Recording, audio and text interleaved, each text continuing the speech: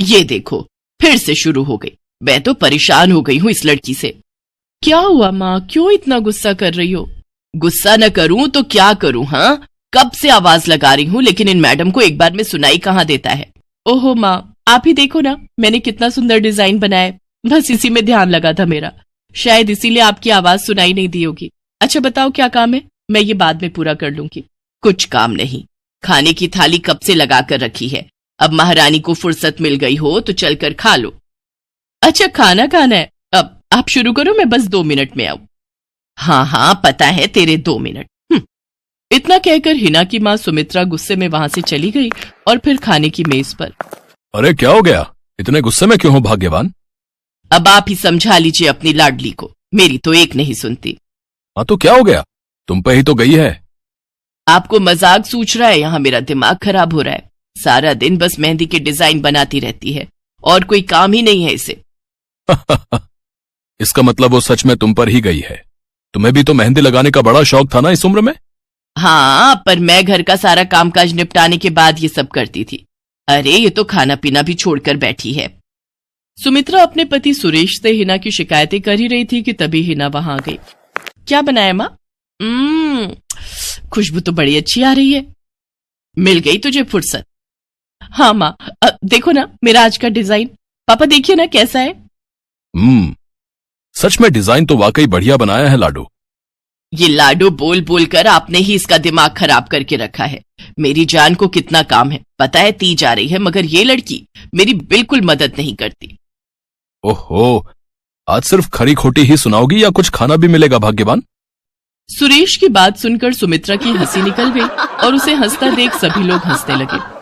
हिना अपने माता पिता की अकेली संतान थी। हिना को बचपन से ही मेहंदी के नए नए डिजाइन बनाने का बड़ा शौक था। वो कागज पर रोज कुछ न कुछ नया बनाने की कोशिश करती और फिर उसे अपने या अपनी माँ के हाथों पर लगाती। हिना के कॉलेज की पढ़ाई भी अब पूरी हो गई थी, तो अब उसके लिए रिश्ते आने भी शुरू हो गए थे। अरे सुमित्रा कहाँ हो, जल्दी आओ। क्या हुआ जी? जरा इस फोटो को तो देखो, कैसा है लड़का? दिखने में तो बहुत ही बढ़िया है। हाँ, वो कानपुर वाले फूफा जी है ना, उन्होंने बताया इस लड़के के बारे में। अपनी हिना के लिए कैसा रहेगा? लड़का काम क्या करता है और परिवार में कौन कौन है? फूफा जी बता रहे थे कि कानपुर में इनका अपना कारखाना है, वहां ये अपना दोने पत्तल और डिस्पोजल वगैरह बनाते हैं। ये अच्छा पैसा कमा लेता है, फूफा जी की रिश्तेदारी में है। हाँ, पर उससे पहले ये फोटो एक बार हिना को तो दिखा दो। उसे लड़का पसंद आ जाए तभी बात आगे बढ़ानी चाहिए ना। अरे हाँ, ये भी सही कह रही हो। लाडो, ओ लाडो, अरे कहाँ है बिटिया? सुरेश ने फौरन जाकर कमल की फोटो हिना को दिखाई तो हिना को भी कमल पसंद आ गया। उधर कमल को भी हिना पहली ही नजर में भाग गई और इस तरह से कुछ ही दिनों में कमल और हिना की शादी खूब धूमधाम से हो गई। शादी के बाद कमल और हिना अपनी गृहस्थी में बहुत खुश थे। फिर एक शाम। ये क्या लिख रही हो हिना? लिख नहीं रही हूँ, मेहंदी का डिजाइन बना रही हूँ। अच्छा, पर कागज पर क्यों? प्रैक्टिस तो रोज ही करनी होती है ना, तो इसीलिए कागज पर डिजाइन बनाती हूँ। अच्छा, अब जरा दिखाओ तो सही। अरे वाह, ये डिजाइन क्या सच में तुमने बनाया है?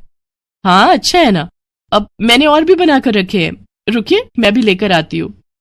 हिना ने अपने बनाए सारे डिजाइन्स कमल को दिखाए जो कमल को बहुत पसंद आए और उसने हिना की खूब तारीफ की। सब कुछ अच्छा चल रहा था और ऐसे ही हंसी खुशी दिन बीत रहे थे। लेकिन फिर एक सुबह। हेलो, क्या हुआ राठी जी, इतनी सुबह सुबह फोन क्यों किया? सर आप जल्दी से आ जाइए, गजब हो गया, अपनी फैक्ट्री में आग लग गई है सर।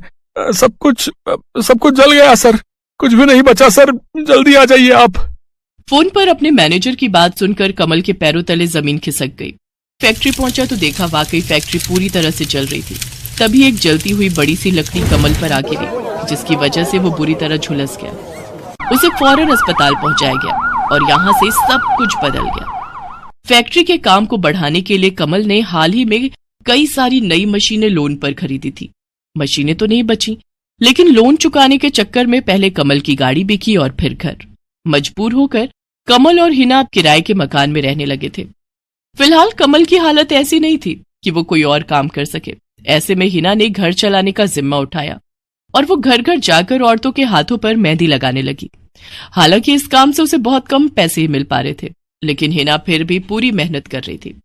क्या से क्या हो गया ना हिना, मैं किसी काम का नहीं रहा, हम बर्बाद हो गए। मैंने कहा था तुम्हें रानी बनाकर रखूंगा, मगर मेरे रहते हुए भी तुम्हें कितना संघर्ष करना पड़ रहा है। ऐसा क्यों कह रहे हैं आप बिल्कुल चिंता मत कीजिए, देखना धीरे धीरे सब ठीक हो जाएगा। हिना चाहती थी कि वो अपना एक पार्लर खोले, लेकिन फिलहाल ये मुमकिन नहीं था। मेहंदी लगाने का काम भी सीजन पर ही मिल पाता था, तो अब दिक्कत खाने पीने की भी होने लगी। ऐसे में हिना ने एक सेठ के घर मेड का काम करना शुरू कर दिया। और फिर एक दिन, सुन, तुझे कोई मेहंदी वाली पता है क्या? क्यों मैडम?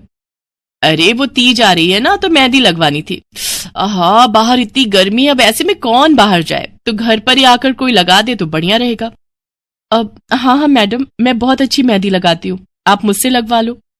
ना ना ना, अगर खराब कर दी तो? तीज की पार्टी है मेरे यहाँ, मेहंदी तो बढ़िया ही लगवानी है मुझे। मैडम आप बिल्कुल चिंता मत कीजिए, और रुकिए, मैं अभी आपको कागज पर मेहंदी का डिजाइन बनाकर दिखाती हूँ, फिर आगे आप ही तय करना। इतना कहकर हिना ने फौरन एक कागज लिया और कुछ ही देर में उस पर एक बहुत ही सुंदर मेहंदी का डिजाइन बना दिया। और फिर, अरे वाह, ये तो सच में बहुत सुंदर है, बिल्कुल नया और बहुत ही खूबसूरत डिजाइन है। अब तू ये डिजाइन मेरे हाथ पर भी सेम टू सेम लगा देगी ना? हाँ मैडम, आप मुझ पर विश्वास कीजिए, मैं बचपन से ये करती आई हूँ। उस दिन हिना ने पूरे मन से अपनी मालकिन के दोनों हाथों पर मेहंदी लगाई। हिना ने जो डिजाइन बनाया था वो एकदम नया था और सुंदर भी। फिर अगले दिन, नमस्ते साहब, वो आपको कुछ? हाँ, मैं तुम्हारा ही इंतजार कर रहा था। ये कल शिवानी के हाथों पर तुम ही ने मेहंदी लगाई थी ना? जी साहब, मैंने ही लगाई थी।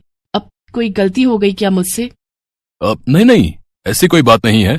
बस ये जानना था तुमसे कि मेहंदी का वो डिजाइन कहाँ से देखकर लगाया तुम?